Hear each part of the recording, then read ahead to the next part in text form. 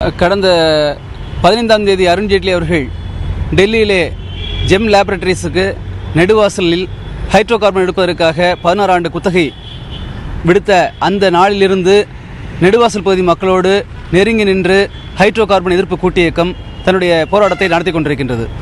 புதுக்கோட்டையில் கடந்த 26ஆம் தேதி ஒரு மாதத்திற்கு முன்பாக இந்த போராட்டத்தை நாம் தொடங்கினோம். அதற்கு பின்பு சென்னையிலே கடந்த 10ஆம் தேதியும் அந்த போராட்டத்தை நாம் நடத்தினோம்.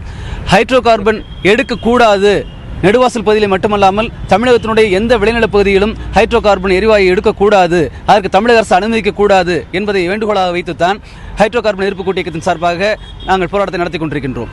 இந்த நிலையில் இன்று சில மணி நேரங்களுக்கு முன்பாக மத்திய அரசாங்கம் ஜெம் லேபரட்டரிஸோடு ஒரு புரிந்துணர்வு ஒப்பந்தத்தை போட்டிருக்கின்றார்கள். இது வன்மையாக கண்டிக்கத்தக்கது.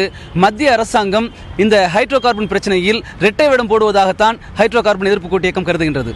ஏனென்றால் மத்திய இணையமைச்சர் பொன் ராதாகிருஷ்ணன் அவர்களை நெடுவாசல் போராட்டக் குழுவினர் கடந்த 4ஆம் தேதி சென்று மதுரையில் சந்தித்த போதும் சரி, அல்லது 9ஆம் தேதி நெடுவாசலுக்கே வந்து மத்திய அமைச்சர் பொன் ராதாகிருஷ்ணன் அவர்கள் மக்கள் மத்தியிலே கொடுத்த வாக்குறுதியும் சரி நாம் ஒப்பிட்டு பார்த்தோம் என்று சொன்னால், அவர்கள் இந்த மக்களுடைய விருப்பம் இல்லாமல் இந்த திட்டத்தை நாங்கள் நடைமுறைப்படுத்த மாட்டோம், மக்கள் விரும்பவில்லை, எனவே இந்த திட்டம் இங்கே வராது என்ற ஒரு வாக்குறுதியை கொடுத்தார்கள்.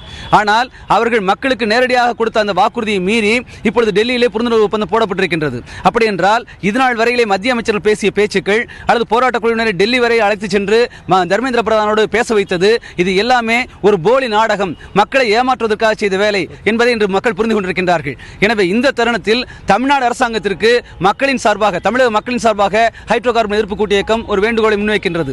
அதை பொறுத்தளவில் ஹைட்ரோ கார்பன் இயக்கம் சொல்ல வேண்டிய விஷயம் என்னவென்றால், தமிழ்நாடு அரசாங்கம் மத்திய அரசாங்கத்தை போலல்லாமல் தமிழக மக்களுடைய நலன், குறிப்பாக விவசாயத்தை காப்பாற்ற வேண்டும் என்ற அடிப்படையில் நிச்சயமாக தமிழ்நாடு அரசாங்கம் திட்டத்தை நடைமுறைப்படுத்த அனுமதிக்க கூடாது என்பதை நாங்கள் உறுதியாக தெரிவித்துக் கொள்கிறோம்.